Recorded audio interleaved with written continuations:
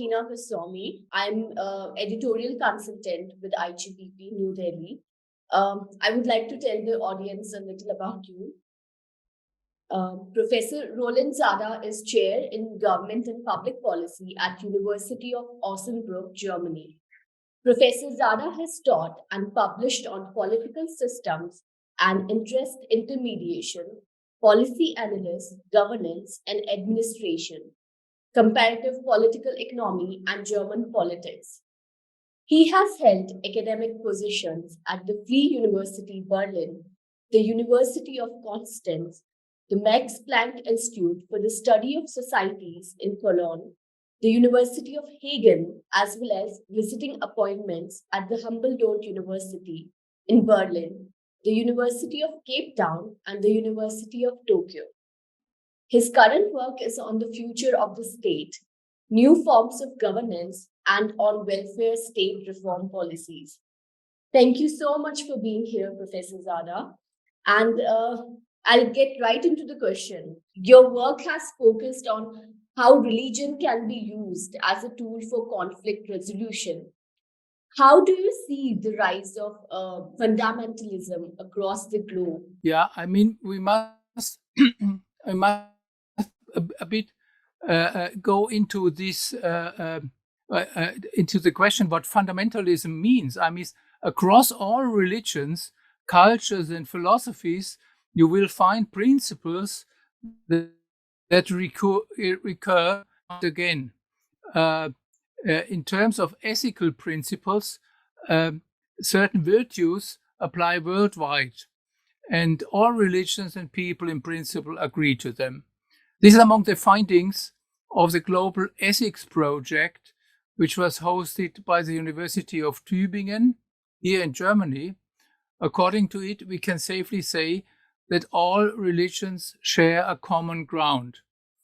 And I would speak of religious fundamentalism when a religious community adopts these rules. On the other hand, there is ethical fundamentalism, which often abuses religions and religious communities to gain power. We should not mix up religious fundamentalism and political fundamentalism. Many do so, but it's not right, I think. Now, why do we see political fundamentalism increase? In my opinion, the rise of fundamental and fundamentalist political movements has something to do with feelings of disadvantage, injustice, and inequality in the world. More and more people feel frustrated in this respect, and these are often people who feel betrayed and therefore are fighting for a place in their society that they believe is theirs, possibly promised by God's providence. So thank God. I mean, I should have this place in society which is promised to me by God Himself, and the divine authority.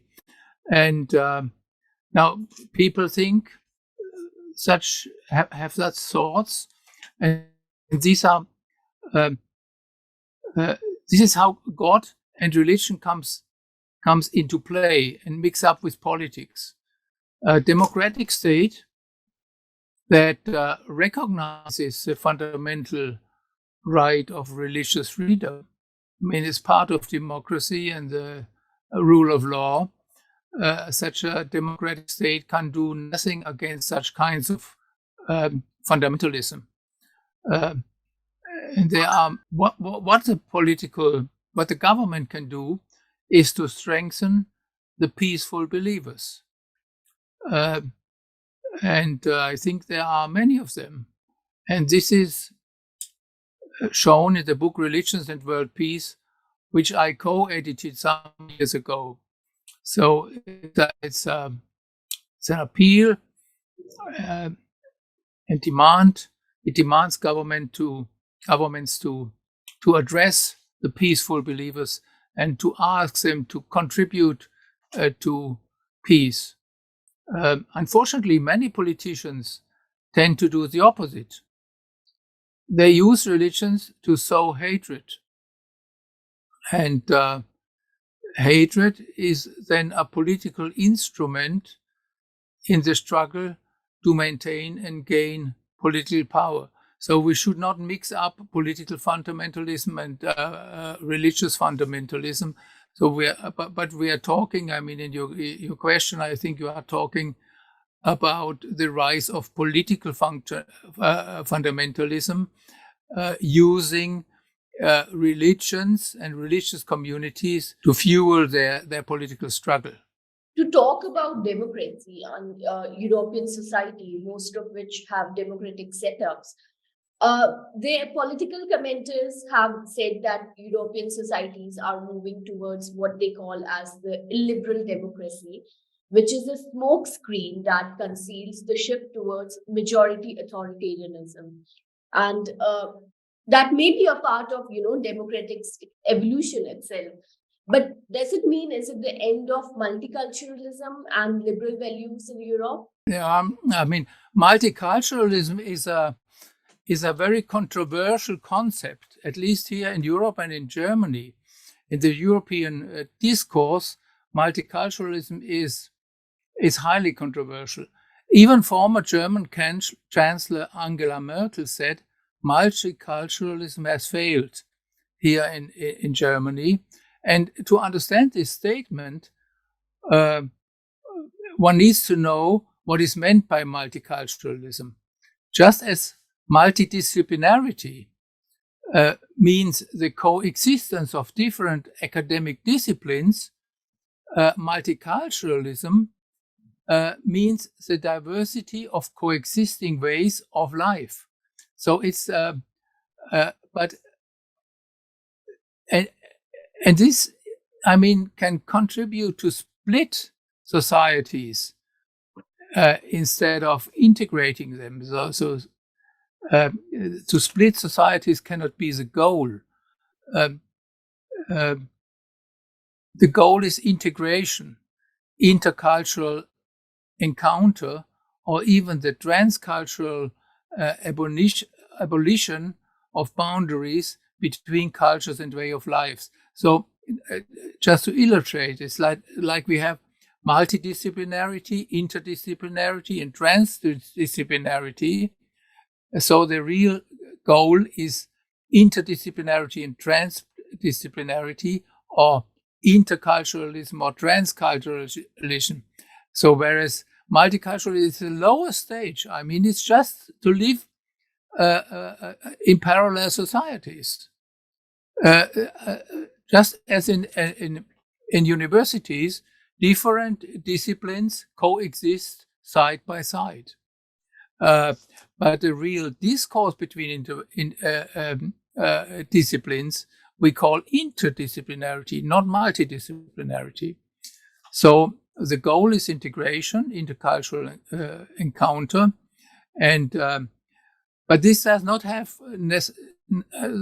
necessarily have to be the old American dream of the melting pot, putting all together, all cultures together, or it can also not mean cultural homogeneity or cultural unification of the world.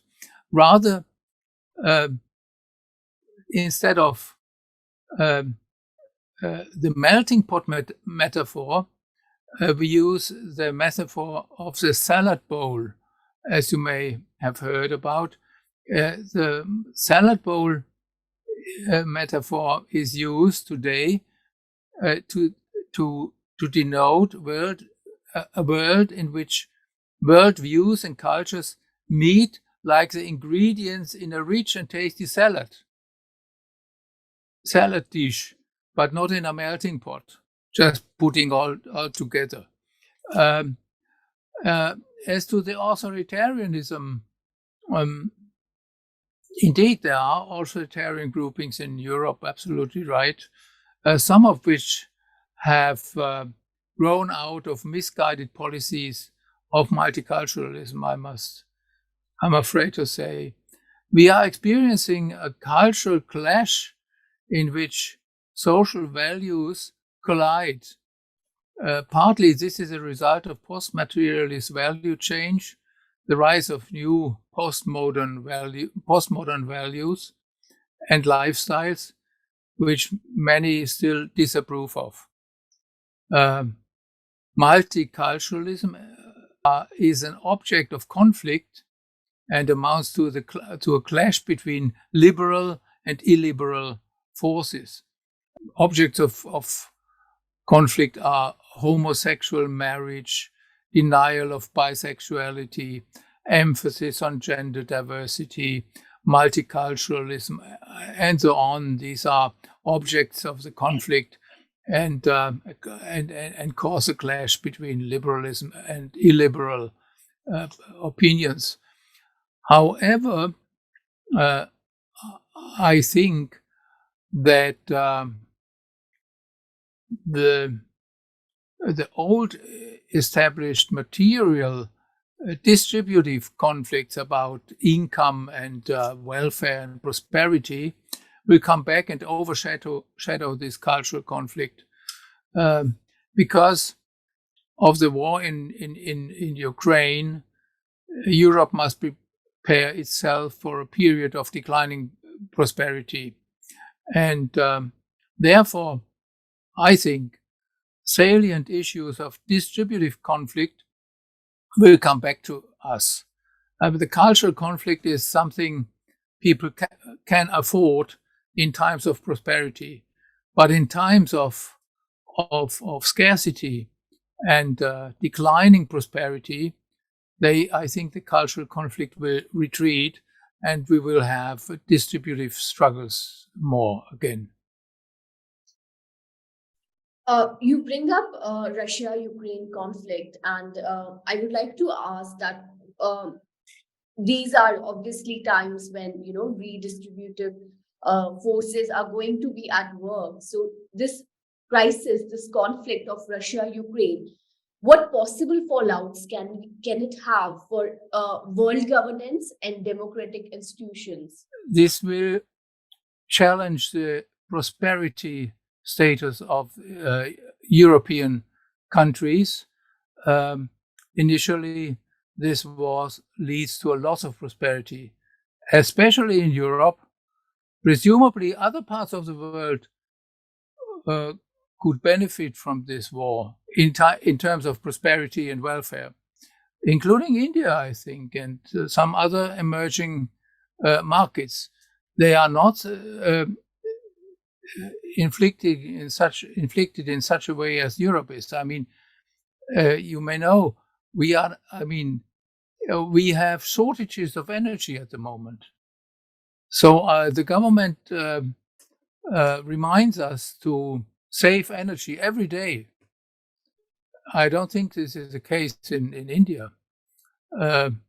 So this war has not only destroyed the hopes for superfluous energy and cheap energy in Europe, at least.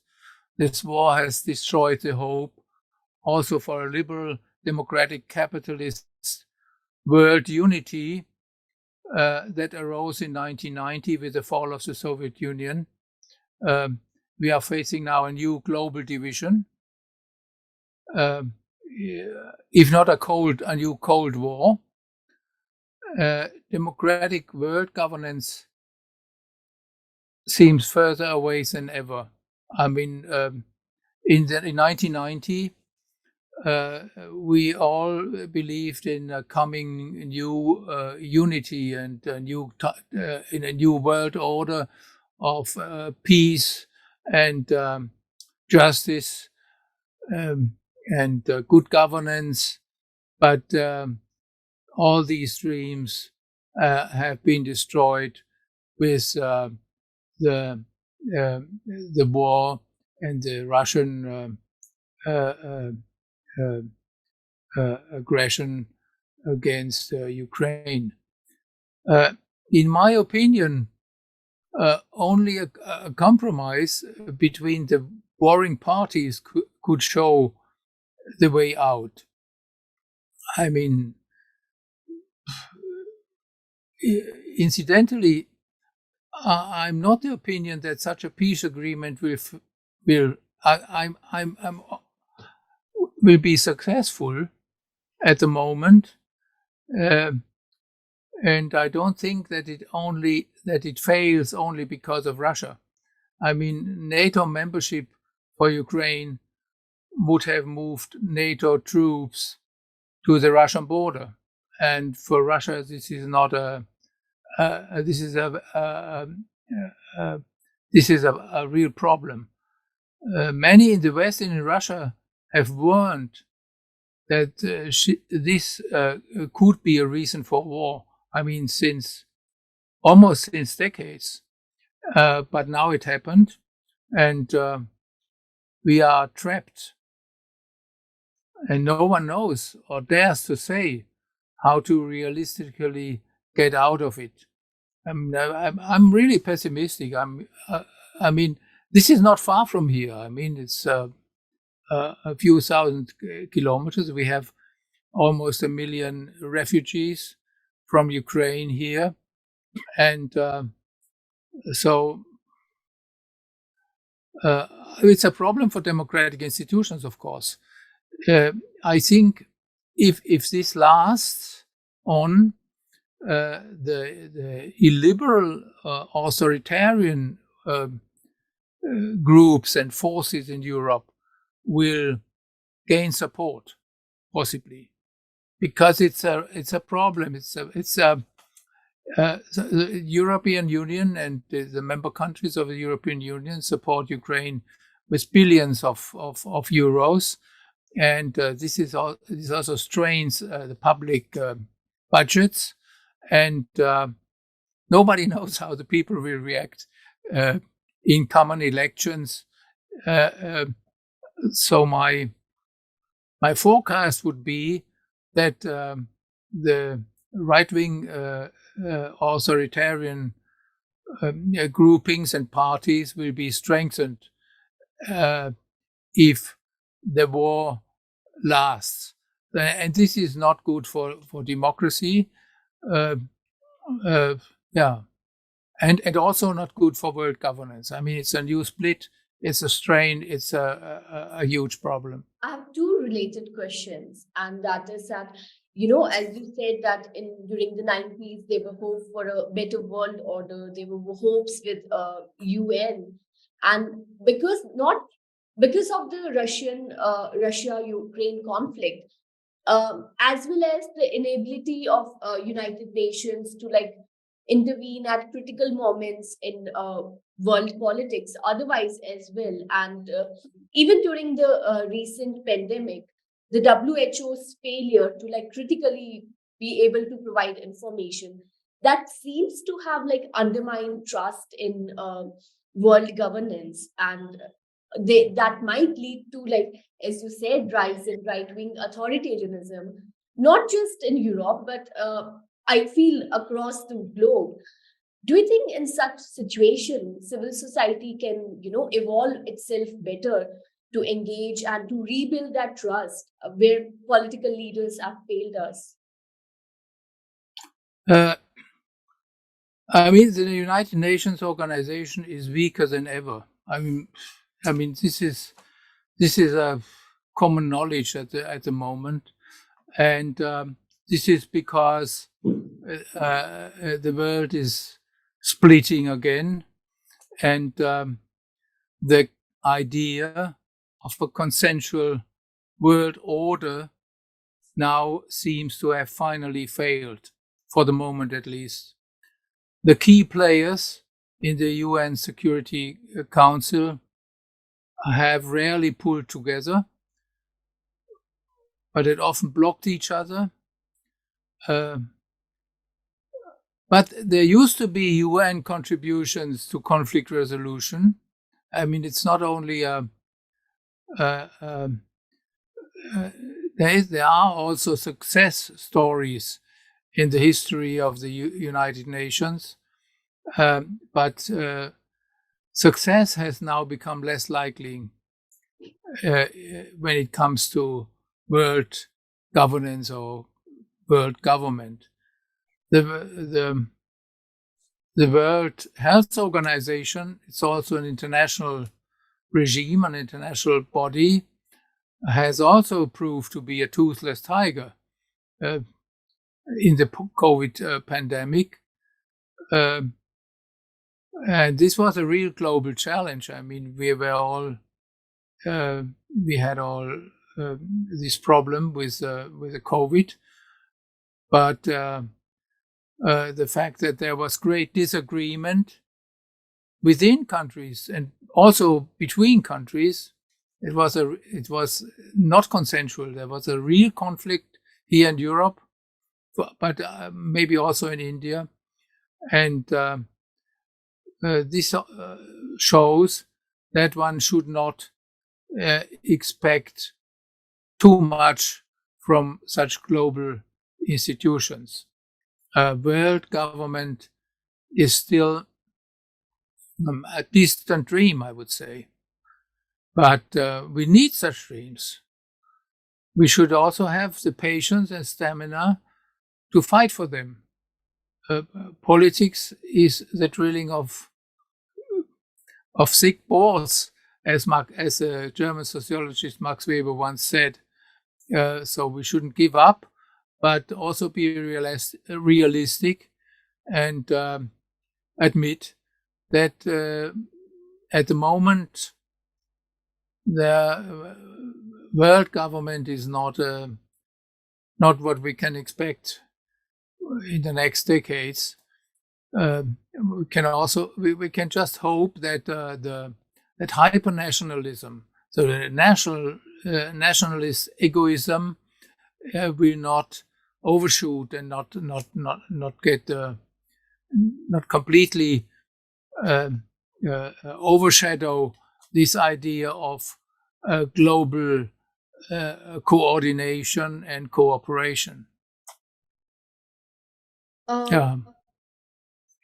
When we talked about the rising fundamentalism, rising political fundamentalism, then you said that certain groups might feel at disadvantage, and that is visible throughout the world today because of rising income and wealth inequality.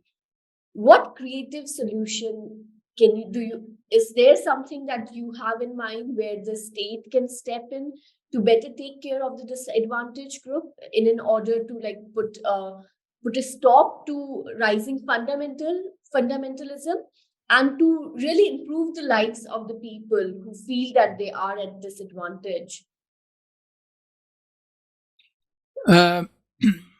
So you ask whether inequality contributes to fundamentalism.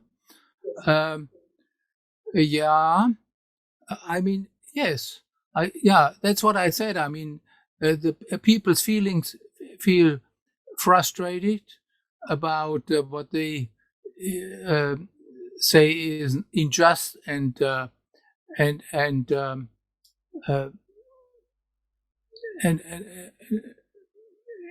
equality has repercussions on democracy and government. That is right. Political engagement and democracy require the satisfaction of basic needs. So very large and growing social inequalities put democracies under stress, I would say. In Europe, we still have powerful institutions to deal with the distributional conflicts and institutions to maintain high social standards.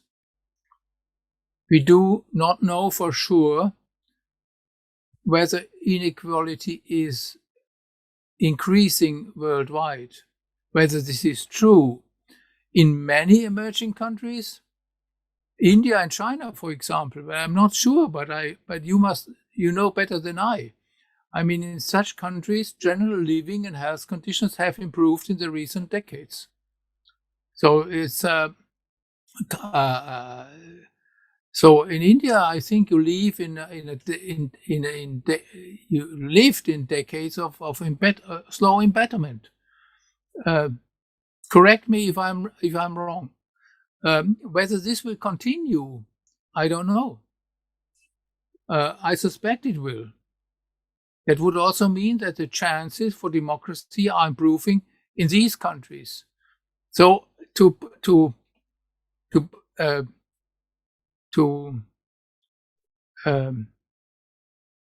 I mean, I would I would say, and this is a hypothesis. Maybe I am wrong, and it's a strong hypothesis. I would say that the chances for democracy are declining in Europe and the United States, but becoming better in India or South Africa. So, yeah, this is, or in some other countries, emerging markets that gain and get more prosperous. Whereas in Europe, for the next few years, all experts say that prosperity will decline. And if prosperity declines, the room for distributive policies and redistributive policies shrinks. So one last question. So I think we in Europe will get poorer a bit through the next years. I hope not. One last question. How do you think the youth today can help rebuild and reform some of the democratic institutions? And what are the challenges you think that they are facing today in terms of like the ideological divides or the rise of fundamentalism or declining prosperity that they see around? Youth protests have often moved the world. Look at the global anti-Vietnam War protests in the early 60s and the 70s, the 1968 revolt in Europe, youth revolt in Europe and the United States, peace movements of the 70s and 80s. At the moment, we see environmental and climate policy youth protests are taking place around the world, particularly here in Europe and in Germany. Interestingly, the youth has not marched for democracy for a long time. I mean, the protests for climate protection and environmental, for material policies, environmental anti-pollution policies, and peace policies, and lower military budgets, and so on. But I don't I don't recall. I can't recall times when youth just marched for more democracy. Mass movement for democracy is it's an interesting fact that we don't see it. I even have the impression that a large part of the youth does not understand democracy. This is my impression as a professor who taught politics since 40 years, and it's the institutions of democracy and its procedures are complex, and we can't ask everyone to delve into them. So the education in democracy is could be improved, I think, and should be. It is much easier to indulge into ideological polarization than to get seriously involved in democratic politics. And this is a kind of a dilemma. I mean, there are surveys in Germany trying to find out what young people know about democracy, how it works, parliamentary a government, presidential government, all these kinds of the rules of conflict resolution, the party laws, and so on. And the youth is not so very much informed. Democracy is based on institutions of conflict resolution and rule systems. My impression is that many young people do not believe in such rule systems. So they are more spontaneous, or even don't trust these rule systems, and they don't trust democracy to solve urgent problems. And this is a dilemma. Political systems must become more permeable to young politicians and their concerns. Those young people who are really keen to go into politics and to engage in a democratic way. We have to find a middle ground between political apathy on the one hand and excessive activism on the other hand. I don't see any other solution to the problem. I mean, the democracy is based on dialogue, and if people, also young people, refuse dialogue but just fight in the streets, this is not good for democracy. And but they do this, and I admit, as far as I can see, they do it because they don't believe in democracy. They think democracy is not the right way to solve our problems. So we must fight on the streets, in the streets, to reach our or to represent our interests. And this is from a political science view of these problems. I mean, schools, for instance, education in schools should put more emphasis on how democracy works. Just wanted to thank you for giving us your valuable time, and I'm so happy that we could have had this conversation today.